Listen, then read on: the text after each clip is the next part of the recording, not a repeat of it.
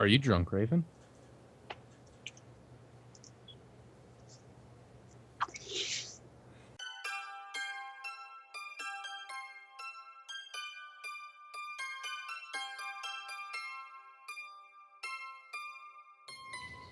And welcome to CowCast. This is the second CowCast that we have done, and I will be one of your hosts tonight. My name is Matrym, and with me I've got Ikhon up there. Give him a little bit about yourself, Ikhon. Thank you, sir. I'm Ikhon, or Kyle. I am the notorious cane killer, as you will. I am the guy that tells people what to do, and I sit back and laugh at them. That's about it. He's the boss man for everything cow related over here. And then somebody that we've had come back from our last podcast is Joneskies.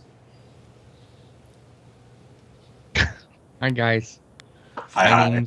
My name's Joneskies. I'm a coach and an analyst within Overwatch. I used to be a competitive player. I kind of like strew away from that. I also cast a little bit when I have free time, and I'm doing the podcast here. So that's me. You're a fruitful life. Yeah. No.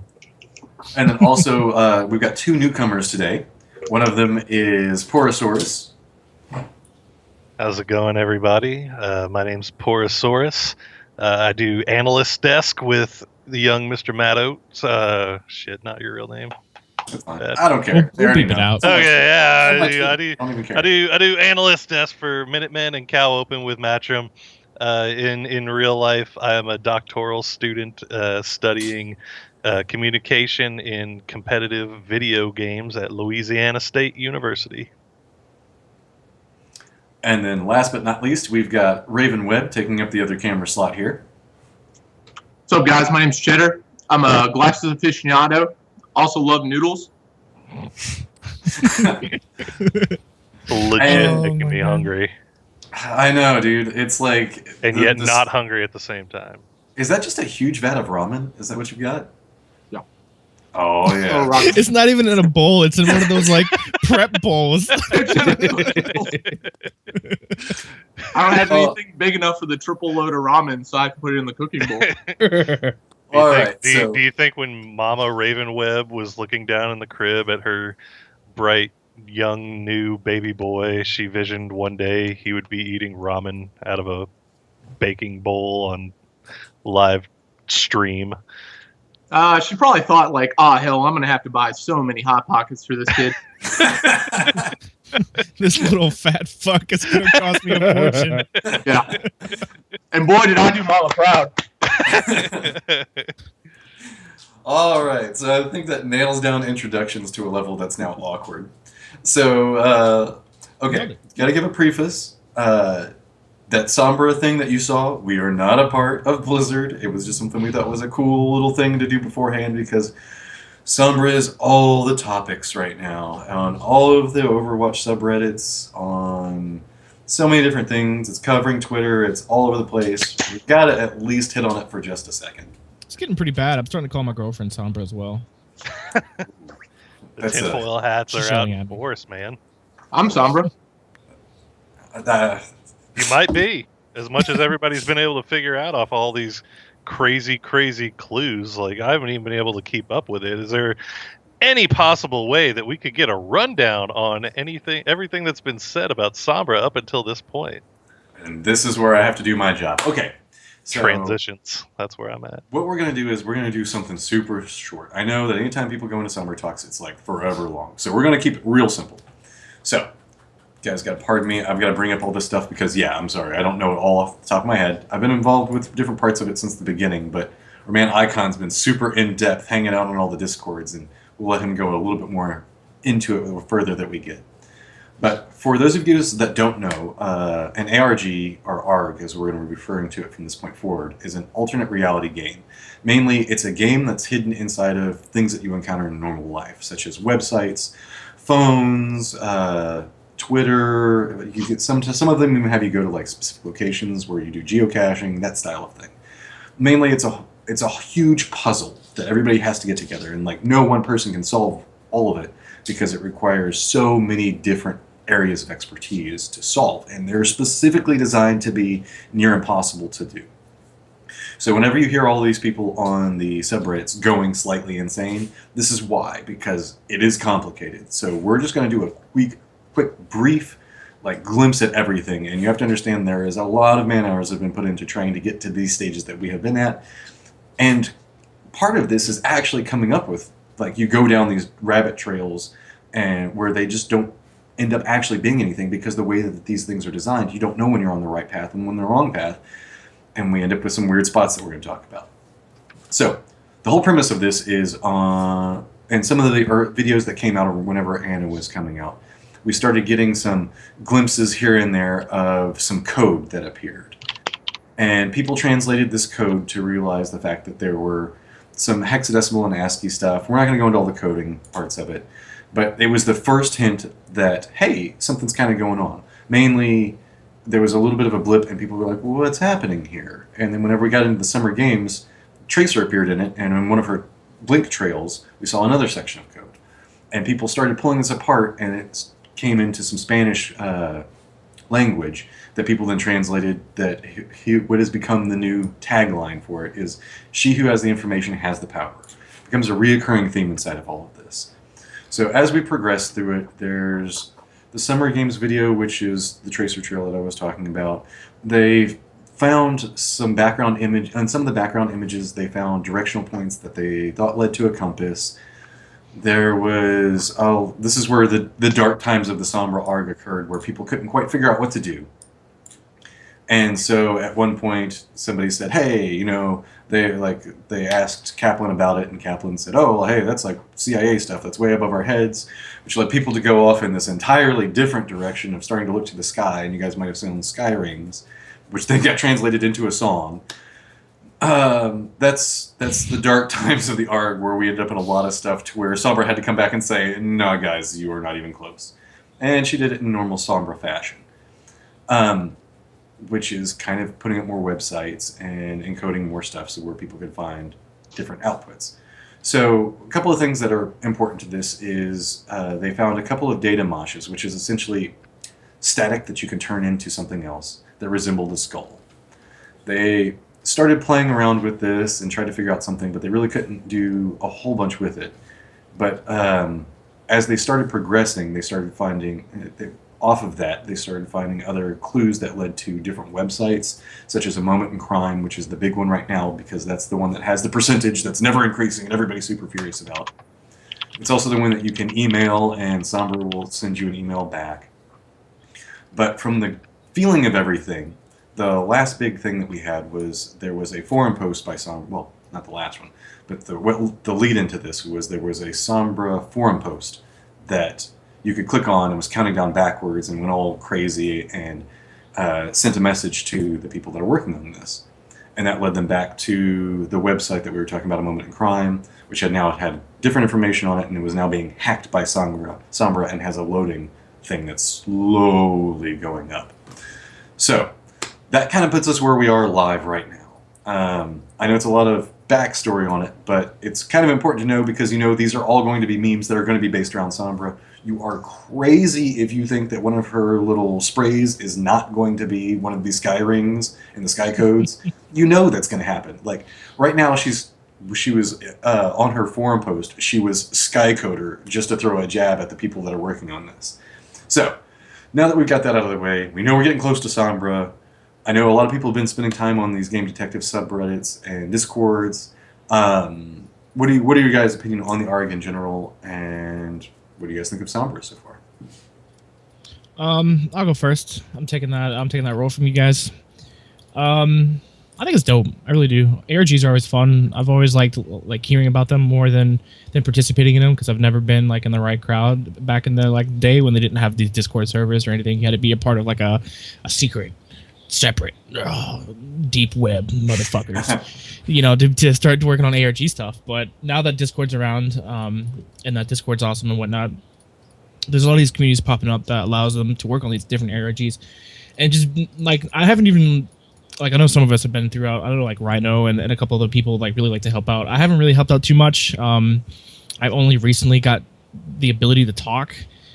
So I'll just throw like like shit out there, they'd be like, well, what if this pixel is supposed to be blue instead of green? It would mean that the second code in this dynamic duo of destiny would be. I'm like, no, dog, this is what's gonna happen. Stop that.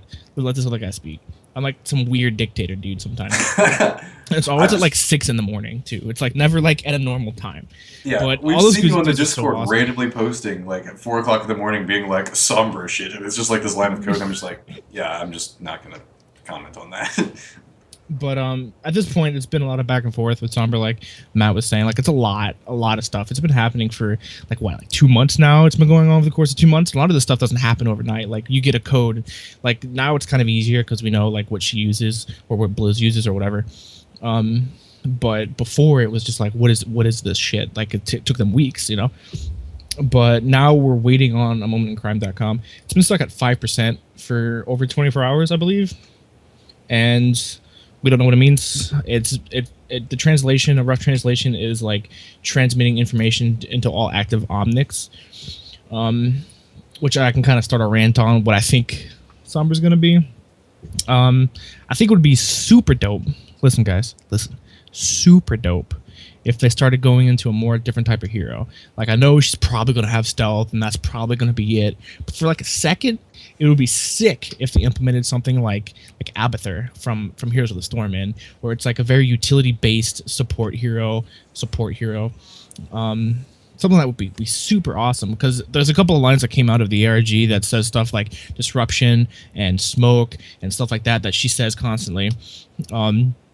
And if that was just direct representation of her abilities, they would be super dope if she was like a you wouldn't even have to have it like a top down or anything like that. It could be like you're a floating entity that can't get hit or can't attack, but you can throw abilities out, like just smoke bombs or disruption bubbles or whatever. You know, it'd be dope. I think to kind of wrap things up, in my opinion, I think what the Moment in Crime thing is that she is an AI, and it's her uploading herself or a copy of herself into omnic bodies that have been like either turned off or destroyed or whatever from the Crisis, the Omni War. And that would be her being in game, would be like as a omnic stealth hero is probably what's going to happen. But I mean, a boy can dream, right? Now, it's important for everybody watching to realize we don't have any inside knowledge of anything we're talking about here. These are all just assumptions. We're all putting on tinfoil hats and just going, this would be cool, and this is what we think based off of the information that we have seen. And a lot of alcohol. Truth. Yeah, that too.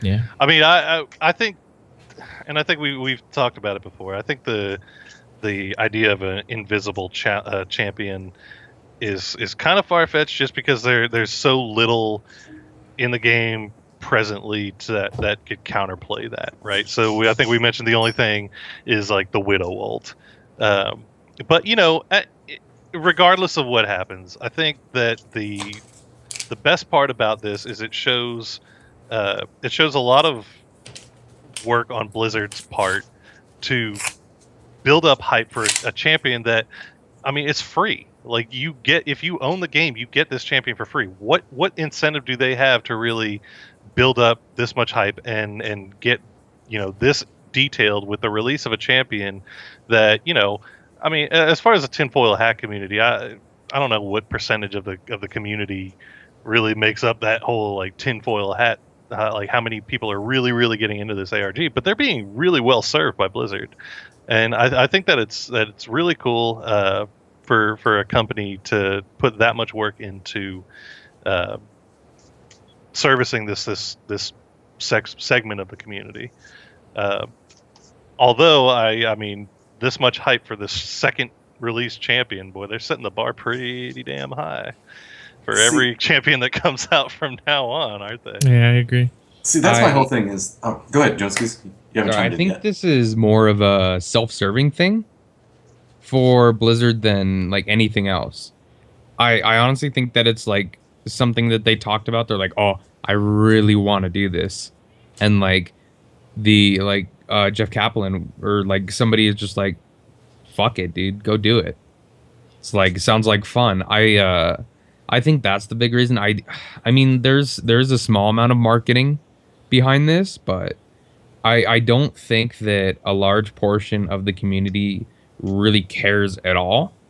So I think this is like something creative, I guess, for the team to do while they're constantly working on stuff. But That makes as sense. far as how you talk about, obviously stealth heroes suck.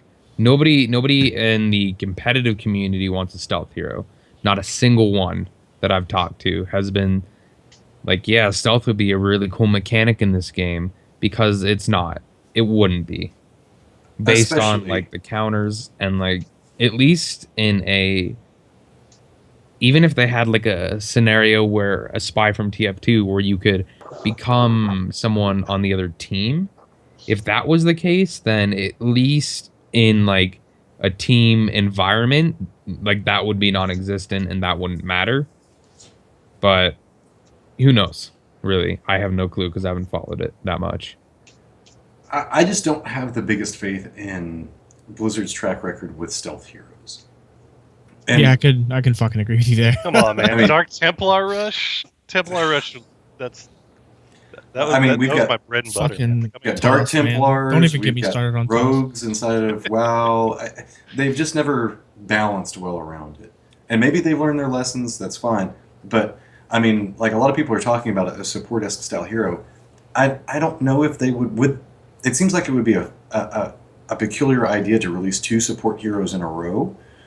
And I mean, like whenever you look at other games like League and Heroes of the Storm and Dota, that style of stuff. Well, actually, not even Dota really, but they tend to try to balance the best they can. So they won't do 2 of the same style in a row. So that way, there's always like new variants for whatever your style of play is. That means that kind of has to put her into that defense bracket, which is already kind of weird and very specialist. A DPS style, which I guess stealth would work for, or somehow she could end up being a tank. Like maybe if she does take over Omnic bodies, she's in this huge like mech that like maybe she takes over like Diva's mech and is just like, this is mine now. I got to run around in it. Who knows? She's just an entity that takes control of mechs that are around the map, and they can just throw them in the way. So she's just throwing bodies around, just deflecting Especially shit. like Eichenwald is throwing all the dead bastions all over the place. Oh my god. Great, man. Fucking Could you dope. imagine if she could hack anything that was Omnic and that was like her ultimate, whether she could like take control over Bastion or Diva's mech or Oh Zenyatta for no, like I half a could already second? see it going so bad. Just like the enemies have a Bastion or they have a Diva that has ult up, and it's like, well, see it, dudes. That's, Still be right still be in better than front Widow of Mines. stealing. Though.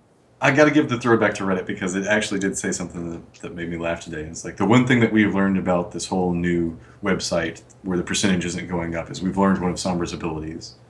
Her ult charge gets to 5% and then stops.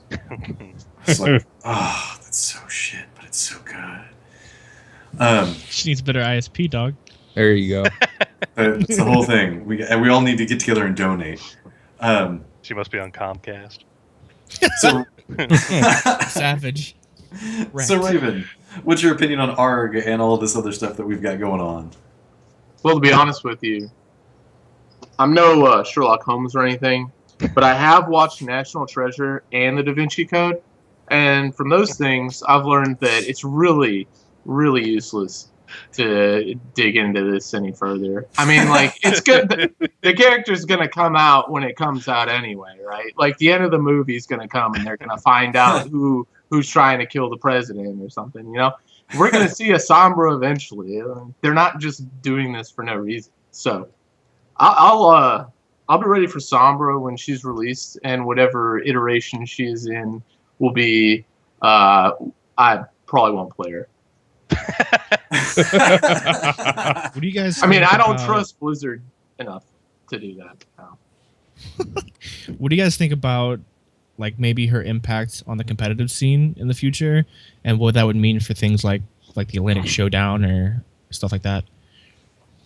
Well, the Atlantic Showdown is interesting in general in what's happening since we just got the closing on that. But I would compare it to more like Anna. It'd seem like whenever we get new heroes, the pro scene isn't quick to adapt into them. Like, Anna had utility and use, but you just didn't ever see it. And so, unless there's just something super broken about Sombra, I wouldn't imagine that pro players would immediately lean into it too much. And unless maybe it is a stealth mechanic, or she steals the whole team, or she does something really random that's just a requirement to play. I don't know if they would adapt to it too fast. Yeah, I just don't think we know enough. right now more than anything else. If she was a stealth class, that would be like a really big advantage, but it could also really depend on how the stealth mechanics worked.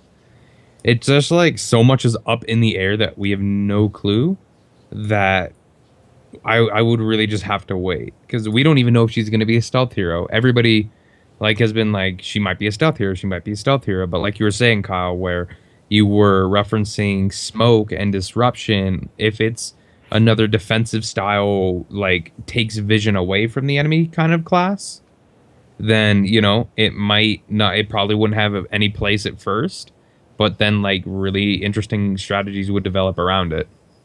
I think, especially because, real quick, they had those data mined voice lines that were data mined, where there's a bunch of heroes saying like, "Oh, I can't see you, but I know you're around here," shit like that. The only thing I can really think about those lines, because that's where everyone's pointing to stealth, because we're like, "Oh, why would they put that in if it wasn't stealth?" And it would be like, I can see that being adaptive towards smoke. Like if a Reinhardt ran into a smoke, it would trigger like, "Oh, I can't see shit, but I can smell you," kind of thing, or whatever. So I don't know. That would be my only like workaround towards people who are like, "But he says that there's someone invisible." I think, and maybe Joneskies can back me up on this a little bit, as being, having the coaching experience. But I think, the meta has already existed. If Sombra comes out, and regardless of what mechanics she might have, you've got pro teams that have been scrimming and practicing and training on these particular comps with these particular players for however long they've been doing it. And if Sombra comes out, you either have to find a way to fit her into a comp that already exists that you've been playing for a while, or you have to figure out how to build a comp around her and her kit. And I think that's kind of one of the reasons that Anna, took a little bit to kind of catch on, because, given the meta at the time when she was released, there wasn't a real way for her to just immediately fit into things. And I think it all just goes down to coaching and training and scrimming and what these professional teams want to do. But I think that serves as a pretty good transition into the Battle of the Atlantic that just wrapped up, and these professional teams and people questioning the decision making of some of these players and some of these coaches. Actually, like, don't shoot me for the love of everything, for the love of Harambe himself. I didn't watch it. I did not watch it at all. Did not watch a single lip of it. Kind of need a little bit of a rundown, if you will. Okay. So, I'll jump in here. The big thing was that Envious has been a wreck face. That's kind of been their thing for the past couple of months, is Envious is considered to be the best and the foremost in everything that there has ever been. And mainly Rogue ended up coming in, and with a lot of very interesting plays and play styles, we had some changes that occurred inside the meta, a really exciting series that's right now considered to be the best professional Overwatch matches that we've seen so far, just due to the amount of strategy changes that happened inside of it, hero picks, saw things that we weren't expecting to have happen. Envious managed to take them down. So while most people, like the Gosu Gamers website, still puts Envious at first, for the first major LAN event, the expected victors that have been rocking face for a long time didn't win, and instead Rogue took them down. And so they did it through a lot of interesting things, and with some feedback from, they were expected to be the victors. Like, everybody expected Envious to win. So there was a lot of expectation from the analyst, and there was a lot of expectation from the casters. It was just kind of a given. And so whenever Rogue won, naturally social media, in the way that it did, kind of backlashed back at the Atlantic Showdown and casters and production to a different degree. But that's kind of an aside topic. For right now, we can talk about the fact that we had May re-enter the scene. We had a 2-point control map that entered in the selection, not just because it was like it was forced upon them. Like, a team chose to play on Hanamura, and they did it efficiently. And by playing on Hanamura, in addition to throwing that curveball, they brought in May on Hanamura, and have almost established a new meta for how 2-point control maps should be played. It was really interesting on multiple levels.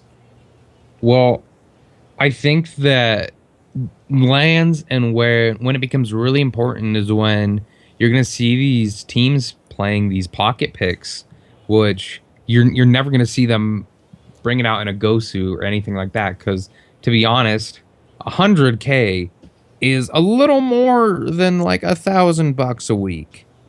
So True. there's these teams that they obviously practiced Hanamura and practiced this particular strategy a lot, and they did a very select amount of scrims on it, and they just mostly did a bunch of probably dry runs and executes, and it worked out really well for them, obviously. But with May has never been May's been in a very strange position in my eyes for a long time, because May, in my opinion, has never been bad.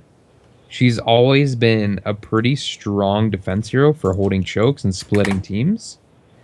And like she's definitely a viable pick instead of a DPS or an off tank, just because she does have that higher survivability.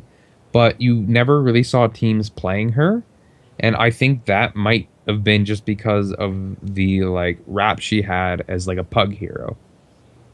Mm, And definitely. because her right clicks are basically like a projectile McCree shot that doesn't have fall off, she has the most amount of CC in the game.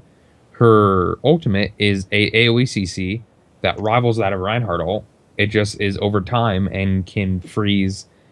Usually it'll freeze more people if you do it correctly. And then the huge factor is her wall. Her wall that if your team's pushes aren't perfect, which even the best teams don't always have the best coordinated pushes, you'll get split off.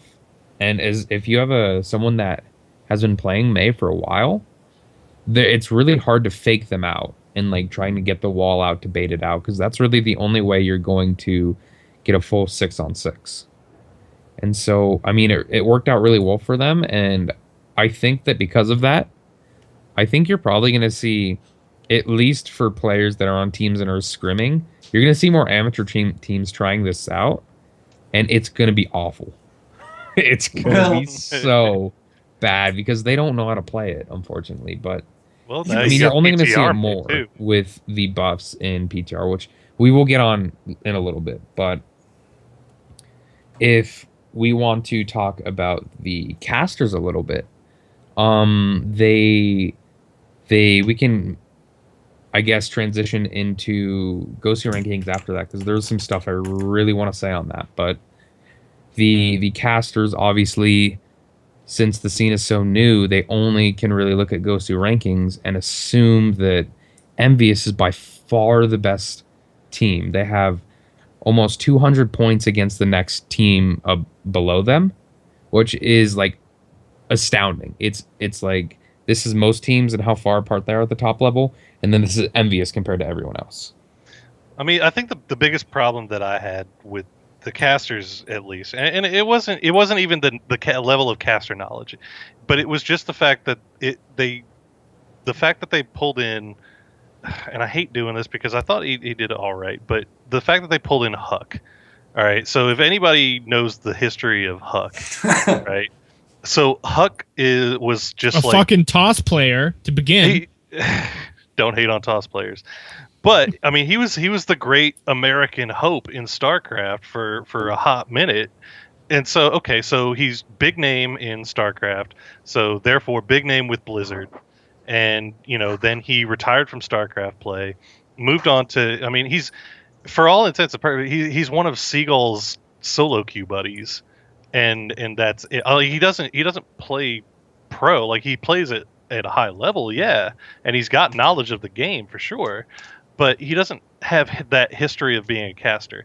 That's not necessarily a bad thing though, because this is a brand new esport when you think about it, right? We go back to the beta, and we've been having competitions before this stupid game even came out, and but people are complaining about casters that have kind of aren't very good at casting, because they're comparing it to things like Dota or CS:GO or League that have these established casting crews that have been doing this for years now, and really you're just getting people in on the ground floor, and they're starting to figure out how to work things out because they want to develop new personalities, right? You're not going to take the famous people from these other sports and bring them in here and just chuck them in there and hope for the best, unless it's Demon. That's But, actually what's you know- happening right now, though. I mean, like a lot of these larger tournaments, they're leaning towards personalities that they know, and you can't fault the tournaments for doing that. I mean, if you're dropping this much money,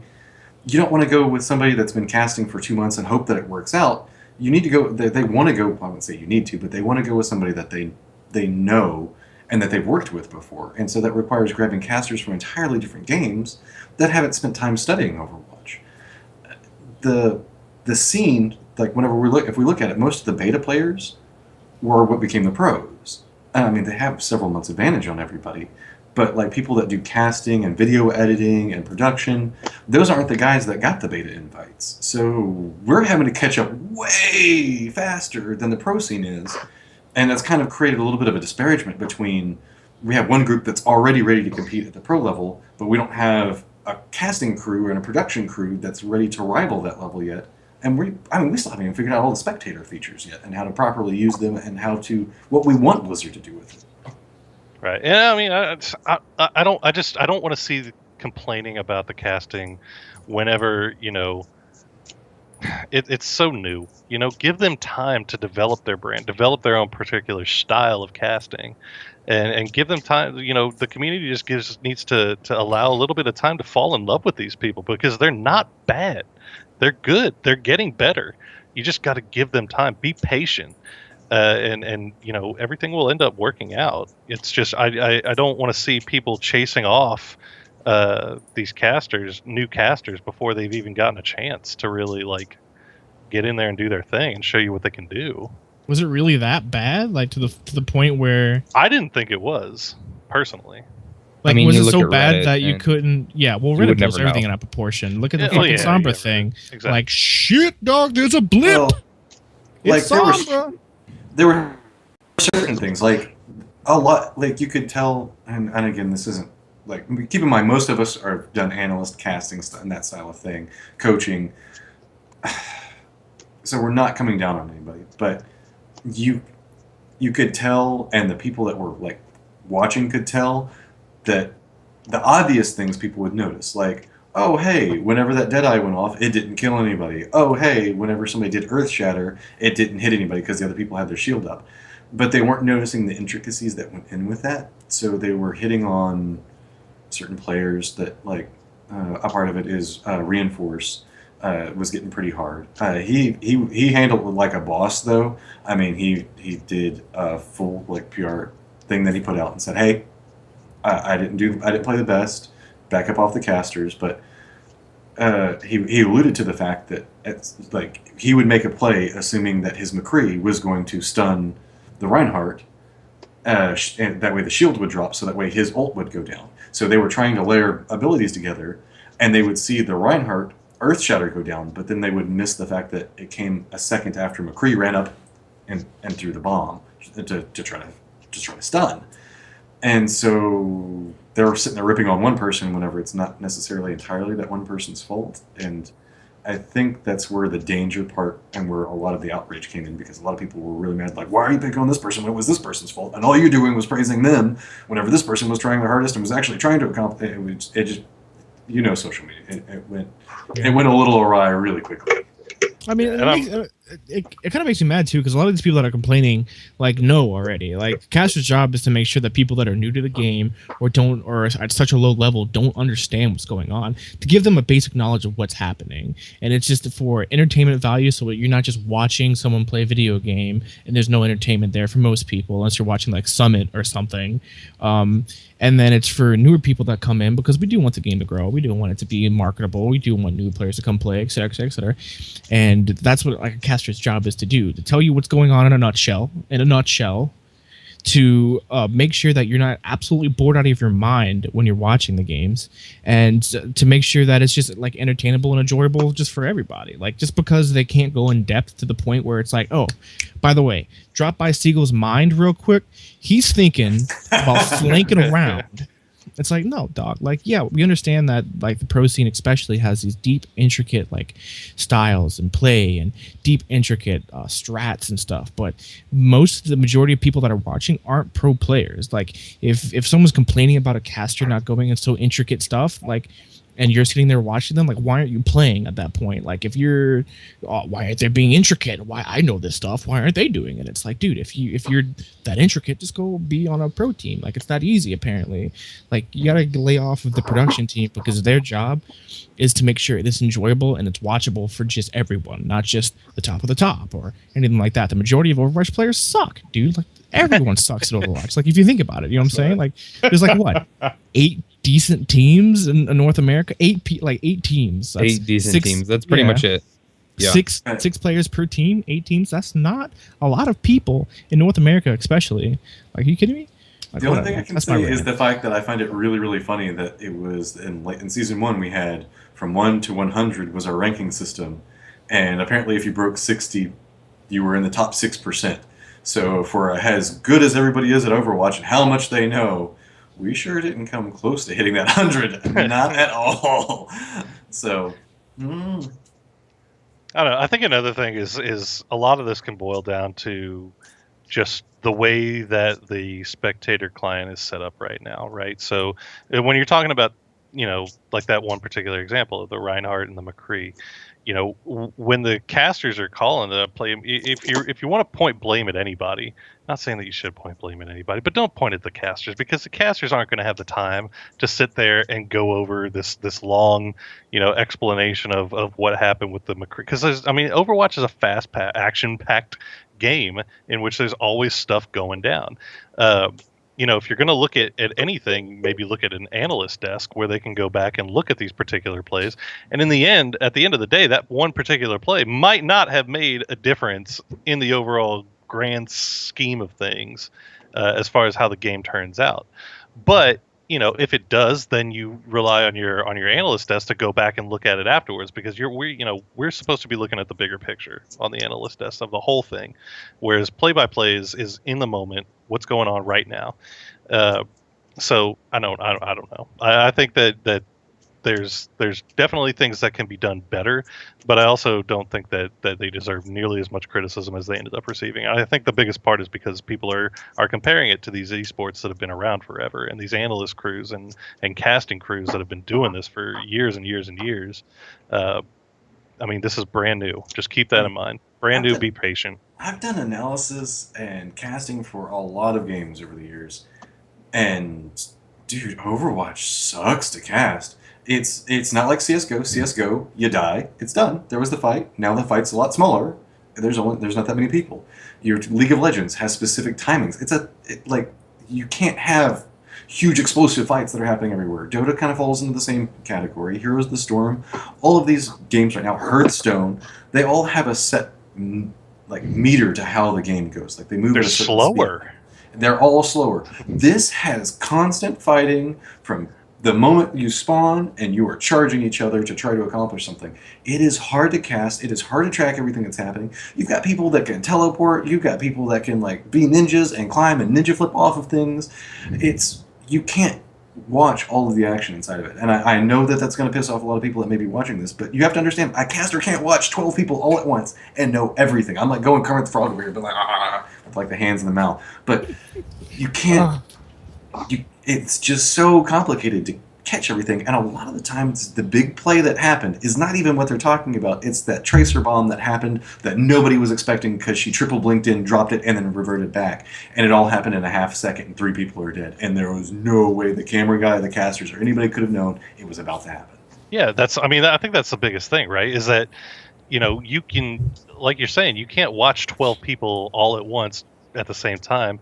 But the thing that I think is harder about Overwatch than it is for any other esport that I've watched is that it's harder to predict what's coming, right? With League, you can kind of see, okay, this is what they're trying to set up. With Overwatch, you don't know if the Zarya is gonna ult and the Genji is positioning himself for a Dragon Blade. It happens so fast. Like, you might be able to sort of predict something, but are you going to be able to predict that's coming while watching all the shit that's actually going on at the same time? Like, 1 out of 10 times maybe, yeah, and that's what's going to separate really good casters. And I think that the more experience these casters get, and the more experience the analysts and play-by-play guys, just as in general, get, the easier it's going to be, and the more efficient they're going to be at doing these things. But it's just going to take time. Be patient. I keep going back to that, but I feel it. Be patient. Let things get better. And out of all of this, I have to give it out to the casters that were involved. They didn't backlash at the community. They took criticism. They were like, hey, we'll try to learn. We'll try to do better. Reinforced, that was at the center of all of this drama, that everybody was just like, they were like rallying behind him, and then another group that was like rallying against him. He handled it like essentially a gentleman and a scholar. He was nice. He was polite. He said, hey, look, I made mistakes. The casters made mistakes. That's the way that this was going to work. And I have to say that everybody that was involved with it, I thought handled it extremely well, which is not always common inside of esports. And it gives me a lot of hope for the growth inside the scene based off of that. Yeah. So what's next, man? Well, if we're going to talk about growth inside the scene, I guess one of the things that we should talk about is also shortening inside of the scene and what's happening with all of the team turnovers that we're starting to have. Like, we recently had Northern Gaming Blue get dropped, and then this week we've also had Northern Gaming Red get dropped. And these are not, neither one of these were bad teams by any means. They just, after the Atlantic Showdown, they were like, no, we're just kind of Northern Gaming's like, we're going to sit back and watch for a bit. We're seeing turnover with LG turning into NRG. We're seeing TSM pick up a team, release a team, go back into looking for a team. It's a lot of back and forth that are happening with the teams and the organizations right now. And I'm curious, do you think it's just, again, growing pains inside of the scene? Or do you guys think that it's endemic of something else that's happening inside of the Overwatch community? What are your guys' thoughts on this? Just real quick, I think it has to do with, like, directly related to how much marketing went behind the game, like, initially. Like, there was so much fucking hype for this game. It was at Taco Bell. It was at Walmart. It was at the movie theater. It was online. It was on TV. It was on ads. It was on YouTube. It was literally everywhere you looked. Like, my grandma knows about Overwatch, and she doesn't know about shit. Like, you know what I'm saying? Like, that's how good of a marketing job Blizzard did with Overwatch. Hey, everybody, wait. Let's take a moment. Raven made a sound. Raven made a sound and he laughed. But continue, Ikhon. Yeah, no. But yeah, there's so many new people. There's so many new faces. There's so many people that haven't competed before. There's so many people that dropped their current titles to come to Overwatch, all because of the awesome marketing job that Blizz did. And I think that's directly hurting. We're getting a little bit of backlash now, basically. A lot of the teams that were put together under the hype or in the moment are now crumbling apart, or old things are coming up. People are actually starting to slow down and look into things more. So they're like, man, were they cheaters? Were they not cheaters? He actually is an asshole. Like, oh, come on! I don't think we want to get into that. But for, like, not getting into that. But that's what I mean. Like, now they're actually being like, before they're like, this team's awesome. We're on the hype train. Let's get this team. That's awesome. They picked them up. And now that things are starting to settle down, we're starting to have LANs, like, things are starting to cool down on Twitch, et cetera, et cetera, et cetera. People are like, man, that dude's an asshole. I don't want to be on team with him anymore. Et cetera, et cetera, et cetera. I think what we're catching right now is what we call burnout phase, where players are, I'm going to take 2 months off of work and I'm going to become a professional Overwatch streamer. And when they hit their 10 viewers a day and it doesn't go up from there, they decide, it's over. I got to go back to work. Now, on a grander scale, when your team is not making money after 2 months of trying really hard and you're playing 12 hours a day, it's time to go back to work. And you're burnt out. You've played the game too much. It's repetitive and boring. And that's just kind of where we're at now. More people need to come into the scene. More people need to start playing the game. And a lot of people are burning out. That's why teams are falling apart. It's just burnout, I think. Don't make sense. I think it also kind of falls in with orgs, too, is this is no fault against Blizzard or anything, but you can see a lot of these orgs signed whenever they were like, hey, look, $300,000 prize pool, $100,000 prize pool. They saw that there was money to be had, but let's be honest, we don't have an actual Overwatch professional structure yet. We have a whole crap ton of tournaments that are happening, and that is it. We don't have majors. We don't have world events planned yet. We don't have any of that. The closest that we have is one Blizzard event where isn't even composed of actual teams. It's composed on people voting for teams, people to be captains to create teams of people that are on other teams. So we don't actually have a structure to know who's the best right now. We have like GoSu rankings based off of GoSu weeklies and other side events that have happened here and there. We don't have an idea if a major's coming. We don't know what the big events are going to be. Are they going to be LAN? Are we going to be predominantly online? And I think that might maybe have scared off some of the organizations as well. Like, oh, hey, here's a $300,000, but what's next? And that's something I think that some of the people in Overwatch, from what I've heard through threads, are also a little bit nervous about, is what happens after we get done with, we just finished the Atlantic Showdown, we're doing the E-League thing, what's after that? Well, if you notice is a lot of these teams are, you were saying a lot of these teams are getting picked up for these tournaments, but if you look at the like viewership of these tournaments, the viewership is really low for the amount of money being spent as far as prize pools and like the production going involved. And I think that that's not going to change anytime soon. It's going to be more than likely similar to CSGO, where it's going to take a little bit to really skyrocket. But it will, at least that's my hope. And that's what I believe. But it will skyrocket, and it just, teams are trying to invest into that. And that since it didn't happen instantly, they're having their second thoughts, and they're just dipping out of the scene until it gets to there. I think I think that's right. A lot of the time, I completely lost my train of thought. Someone else go. Sorry. All right, I'll go. I think that you were actually spot on, Ikhon, when you were talking about the hype train, right? So the hype train was so big, and just the fact that there were teams already being put together and formed when the game hadn't even come out yet.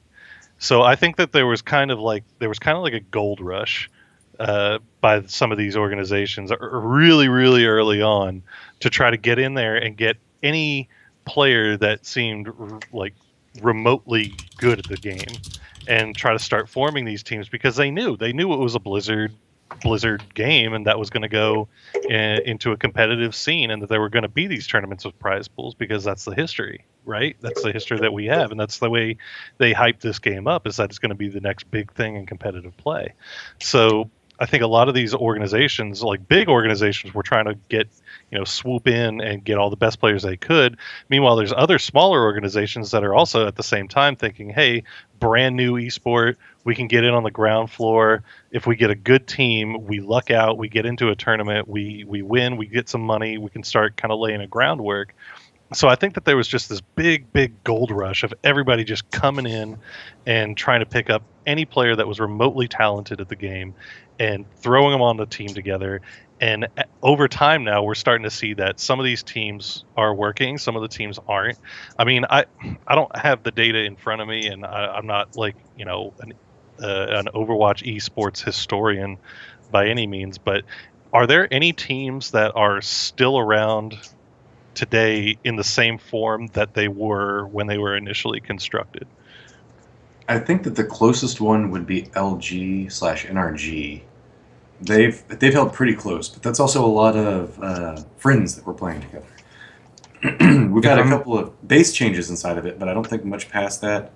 Cloud9 has stuck pretty strong together, but I mean they were dominant during the beta, so they shouldn't change. As far as Envious goes, they as their lineup is all the same.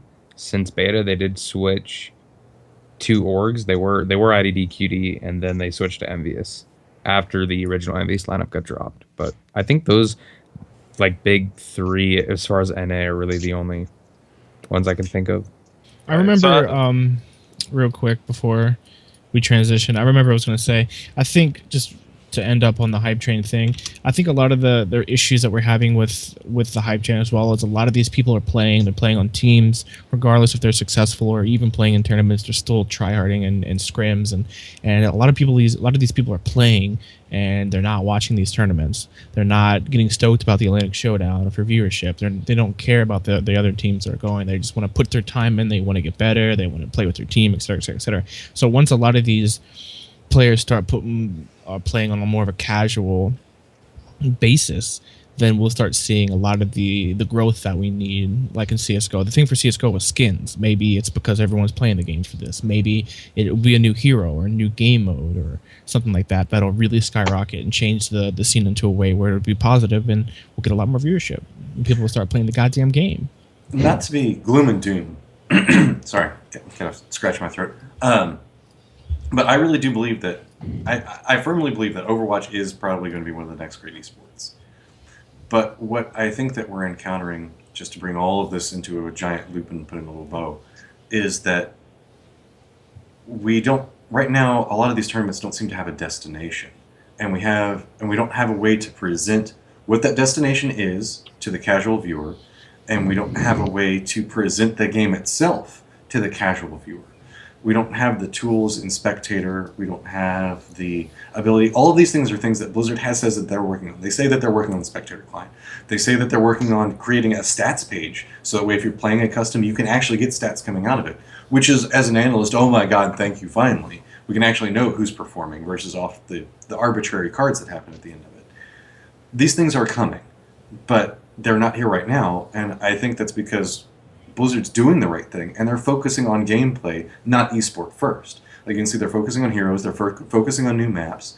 They're being involved to a degree, but they're really trying to make sure that the player base is having fun with the game, and then putting the esport as the cherry on the top, which some games have been designed backwards from that, where they were trying to be an esport, and then they try to have, like, create a player base inside of that, and I don't think that ever works well. I'd rather have a game that I can have fun talking about and fun playing, that's kind of chaotic to watch, and still enjoy watching pro play, rather than have something that's super clean and crisp, but the gameplay was shit.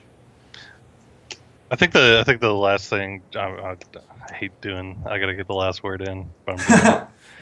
But I think if you take a step back and you look at any major esport game and where they were in their first season compared to where Overwatch is in its first season, I think that they're doing a great job. I mean, obviously there's still growing pains, but if you compare where Overwatch is in season 1 to where League of Legends was in season 1, or compared to where like Dota Ash was. support. Just think about that for a second. Remember, that was the thing. That's one of the things that made Double Lift famous, was he was a good support player on Ash. That was season 1, guys. So if you're wondering why there's not a lot of in-depth strategy that's happening in Overwatch, don't worry, it'll come. Give it a little bit of time. I mean, just keep perspective on the timeline, right, and where we are. I mean, I don't know a lot about CS:GO, but I got to imagine that CS:GO in its first season of competitive play was not nearly to the point where Overwatch is with it. It was dead for a while. Not even gonna lie. So yeah, I mean, it was super dead. Like, no one played that game, and then skins came out, and everyone was like, "My gun can be colors." You almost have to take it back further than that, because I mean, CS:GO comes off of CS 1.6, which comes off CS of Source and then 1.6. We got to go all the way back It's to like what, 99, if I remember correctly. 98 was when 1.6 came out, I think, or Counter Strike came out. I think it was 98. Yeah. And I mean, obviously, we've learned a lot about how esports should be run, and I think we're starting to see that kind of play out in how Overwatch is being run in its first seasons. But still, you got to give it time to grow. This is season 1. Give it time. It's going to get better. I think it's great right now for when you take it and you look at it in perspective of all these other esports and where they were in their first seasons. Just be patient, and it's going to get better. The way it's going to get better is by attracting more people in and building more hype. Speaking of esports, Speaking of it, I see changes in the meta on the horizon. You want to know why that is?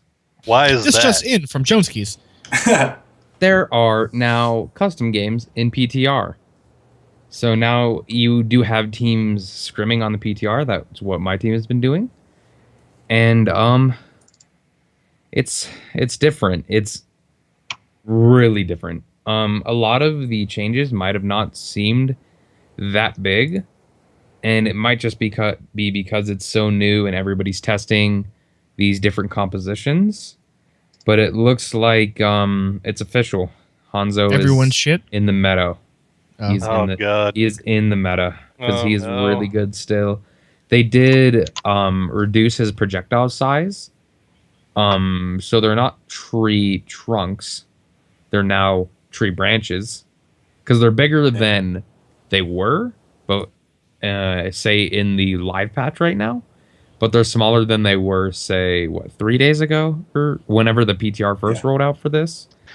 And you're Something also like a seeing 33% back. size decrease. It was in the 33%, projectiles. which God is bless. it's still bigger than what it is now though in live. It's Yeah. so bad. One thing which I want to get your guys' opinions on this for sure. Mercy is back in. She's back in, boys, because she is Called pretty it. good. Yes. Yeah. What were the changes on her? So what they did to Mercy is they gave her a 50. All they really did is gave her a made her healing 50%. If I'm correct, it was 30% healing and like to 50% healing increase. So they made it so it's a 90. It's like a 80 or 90 healing per second. It's crazy. Yeah, the HPS that she gets out is very strong now. I mean, it's Yep. still going to be hard to compete against Lucio AoE healing, but it puts her competitive With every other healer. With every other healer. So, from what I've been seeing and what I've been hearing, talking through the grapevine, naturally I'm not playing on the level on PTR and doing the customs, but we're actually starting to see, naturally, Lucio's still the staple. Yes, he did get the nerf to speed, but okay, it's not 100% anymore, it's still 70%. And yes, we know the fact that, like, whenever he says double time, that doesn't matter anymore because it's really 70% time. But okay, we get that. But the variance in supports now, I really like because I think that we might start seeing specific strategies revolving around specific compositions and hero selections.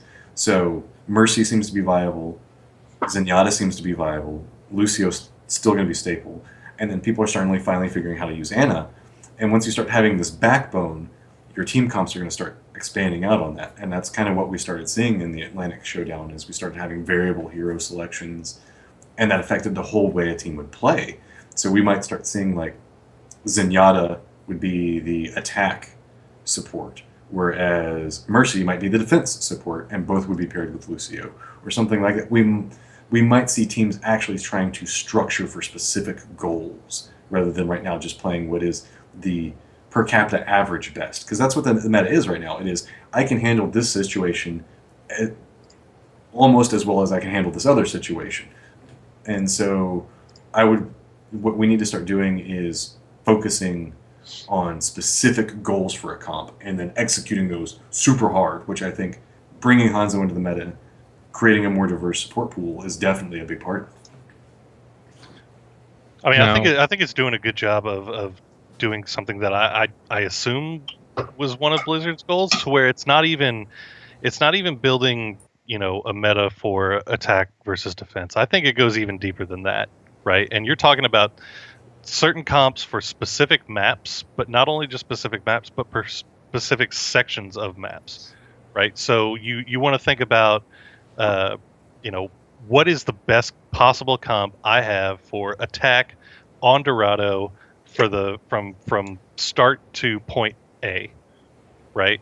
So, like, in that particular case, Zenyatta Lucio might be the best, paired with, you know, whatever else. And then, okay, well, now we've taken point A. Now we're going from point A to point B. What's the best comp that I can put together for that?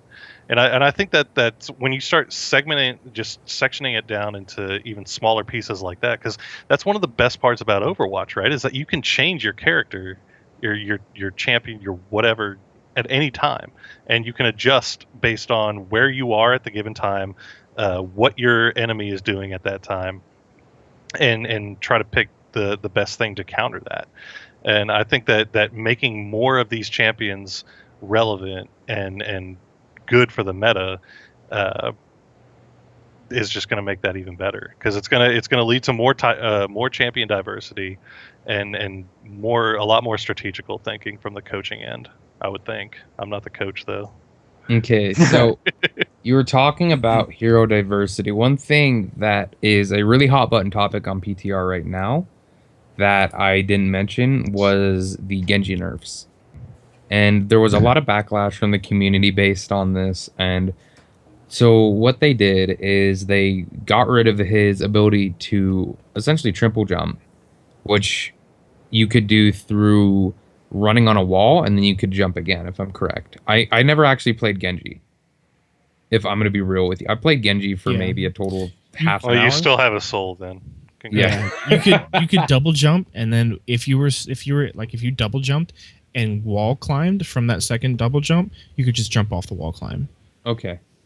And another thing they did that was also really big is they made it so he can't melee cancel with his dash, and that was probably one of the best burst combos for Genji. He could almost one-shot someone, especially if, say, he had Dragon Blade up and he did like a slash and into a dash really quick. And if, say on live right now, if somebody is Discord targeted and they're in a Transcendence, if I'm correct, if it's you melee and dash into them with Discord on them, it's one shot. You out damage the Transcendence healing. You might have to do one more thing in there, but and that was hit with a lot of backlash, saying that they took the skill cap out of the character and made him not viable.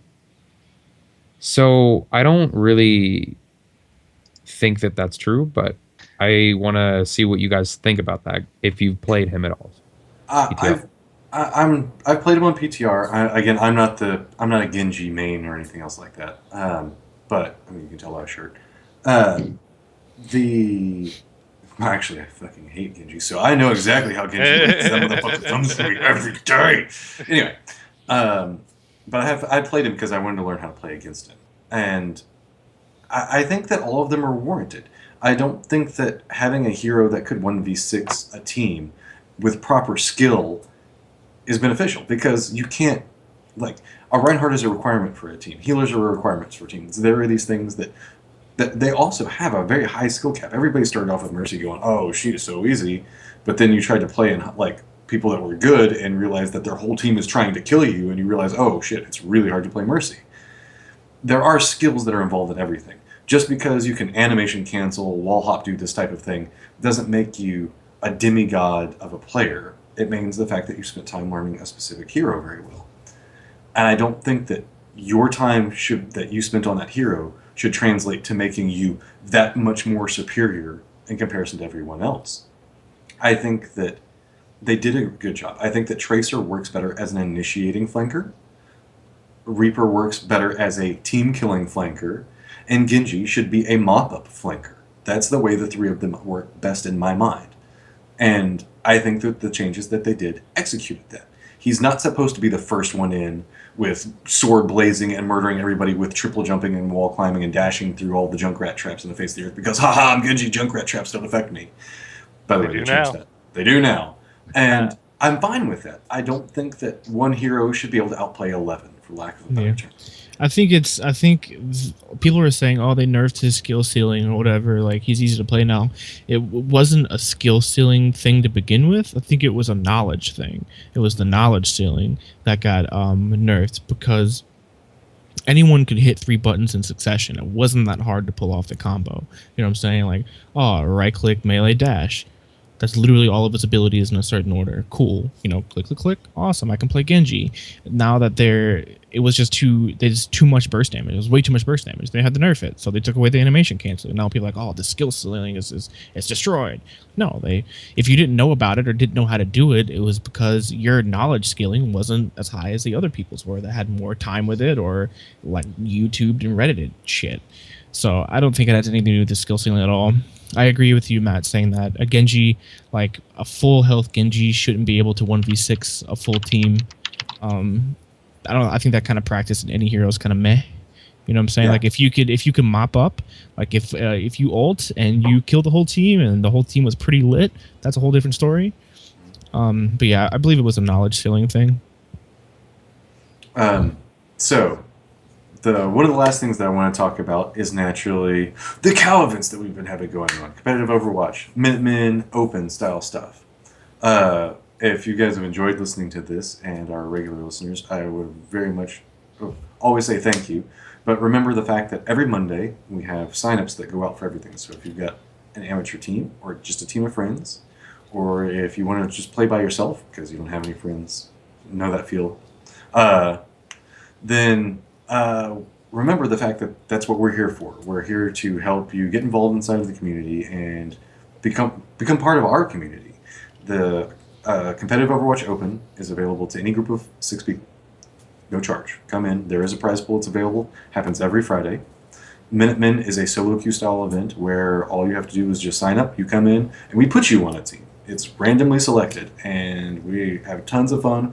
We've seen phenomenal players that have moved on into other teams come out of almost all of our events. We've seen teams that have assembled and worked through with our events. So come be a part of it. Come talk to any of us that are inside of it because we're always partaking in it. So that kind of puts us at our close. Is there anything you guys want to say in completion? Talk about Cal events or talk about anything that we talked about in here? Just get the last word in. Yeah, if you're a Genji who thinks you can 1v6 the entire team, come sign up for Minutemen right now and do it while you still have the opportunity, right? You got a point. Can't do competitive. Might as well come on. The only thing I really have to say is thanks for watching and fuck Kane. Oh, that's the other thing we have to say is because today we had our Minutemen event and one of our other casters, Kane, you guys, he was on the first podcast. Ikhon and Kane decided to have a little Minutemen duel, so to speak. So they were the first game inside of our event today, which is the day we're recording. You guys will probably get this tomorrow. And so if you guys haven't checked it out, definitely go back and watch it. I mean, it was really interesting. We did post-game interviews, lots of hype, lots of trash talk. Oh, no, sorry. Banter. Banter is important. We still love each other very much. Our feeling was not hurt in the operation of this Minuteman. And so with that, Joneskies, what you got? What you think I got something? I think you got 5,000 hats. So what else do you got other than 5,000 hats? I keep forgetting you have. I keep thinking that's your background. No, I have a lot of hats on. One thing that I think can be mentioned is our 3v3 tournament, Trad Trials. That's on our Tuesday. I know we mentioned the Minutemen in the Open, but say you only have 2 other dudes, or you have a team that just wants to use Tuesdays to relax. You 3 can go ahead and just hang out. You can pit each other against each other. That makes no sense, but you know what I mean. Yeah, you do weird stuff with the trials. We're still working on it. It's still new. We're just now getting into the point of implementing it. So we're looking for a lot of feedback. We're not even sure that it's going to be 100% sticking to the 3v3 format. We're still messing around with it a bit because it's pretty fun. We've been playtesting it for about a month now internally and with friends and stuff. And it's been pretty fun overall. So we're just trying to get it to that sweet spot. But yeah, please come give some feedback because we love you. And Raven, what do you have to say going out? I'm gonna give a shout out to Reclan. He's doing some pugs. I believe on Monday. You guys should show up. They're pretty casual, Mondays and Wednesdays, and they're gonna be pretty casual. But you guys should come out and hang out, have some fun. It's gonna be kind of pubby, but we're just trying to chill and do some puggy stuff. Also, I was talking to Jesse Ventura about this Sombra thing, and he was talking about chemtrails and stuff, and. I'm pretty sure that some aliens visited. They built the pyramids, and I don't know. Sombra, I think it's in a pyramid somewhere. I think we need to get somebody out to the pyramids and dig those up. I think you're fighting this real hard. Are you Sombra? Is this what you're trying to tell us? Are you trying to allude to this is what's going on? You're doing a cover up? I'm Sombra? He's just like Jim Carrey, dude. He's Sombra, he's Thorin, he's Raven. Do I look like Sombra? No. I mean, honestly, we don't know. I could tell we don't know. Yeah. Maybe I am. Maybe I'm Sombra. But you won't know until I come out. Closet? That seems pretty standard. Dank memes can't All right. melt somber dreams. And the last thing that I'm going to say That's is, a hot spicy meatball. oh, before we stop, we got to stop this meme fest. Last thing I got to say is, if you guys want to be a part of the community on a more interactive level, instead of just being a part and attending, remember the fact we are always taking applications for any of the Cal League stuff. So if you don't have to be a caster, you don't have to be a guy that's super great with Photoshop. If you have a certain skill set that you think that we could use, let us know. Send us over, turn in your application and send us a message and say, hey, I think that this is something I can help out with. We're always looking for more hands on deck, whether it be referees, mods, very simple stuff that if you just want to become a part, come be a part. We're always welcome. Memers. Memers. And Always yes, need more Most memers. importantly. always more memers. And That's so, the one thing you can find here is a absolutely ridiculous stockpile of memes. if you want the memes, then you come to us. We will And give you- alcohol. Oh, and That's alcohol. Yeah. And with that, everybody, I think that's the end of the cast, and we will see you next week. Thanks so much for listening.